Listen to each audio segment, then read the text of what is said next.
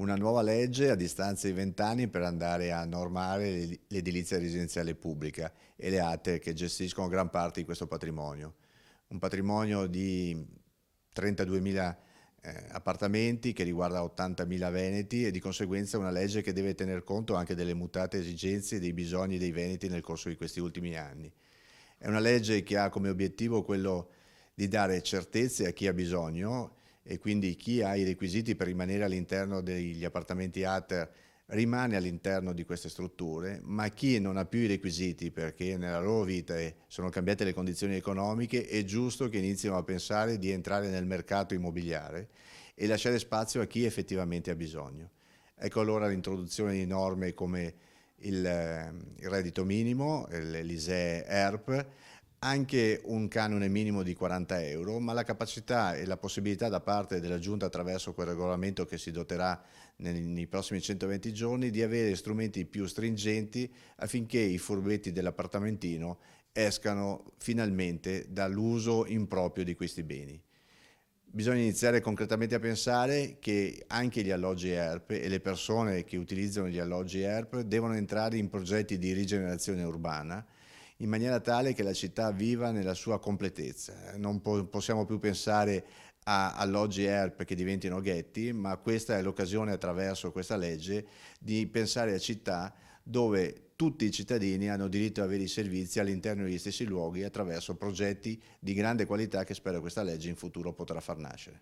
Residenzialità e turnazione sono i due criteri fondamentali attorno al quale ruota la legge di riforma delle ATER, una legge che veniva attesa da tempo, da tanto tempo. Questo Consiglio regionale sta facendo molte riforme, oggi è venuto il tempo anche delle ATER.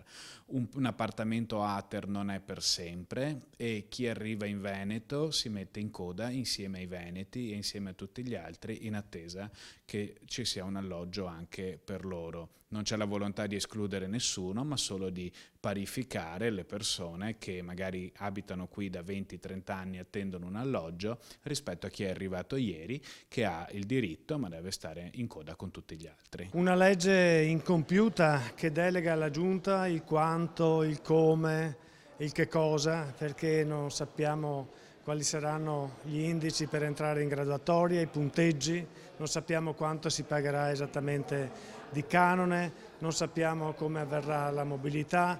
20 funzioni delegate alla Giunta. Serviva una legge per chiaramente dare alla Giunta tutte queste competenze. Bisognava fare diversamente, dare una strutturazione diversa in modo tale che si capissero esattamente le conseguenze di quello che abbiamo votato in aula. Noi chiaramente abbiamo dato un parere contrario perché il rischio è quello di produrre delle conseguenze negative per gli inquilini degli alloggi popolari che ci sono e per quelli che entreranno. Ci possono essere delle conseguenze anche di ingiustizia, per cui l'attribuzione dei punteggi può premiare alcune categorie a scapito di altre che magari sono più bisognose.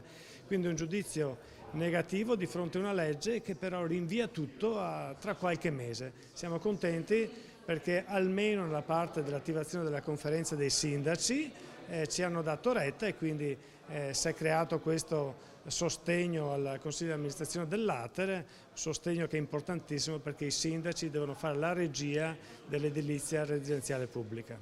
Questa legge è un ritorno al passato, si ritornano a creare i consigli di amministrazione, la politica si dà 21 nuove poltrone per decidere le politiche degli alloggi e degli ATER, 21 poltrone che vengono pagate anche abbastanza caramente, un terzo dell'indennità di un consigliere regionale. Questo è il cuore di questa legge.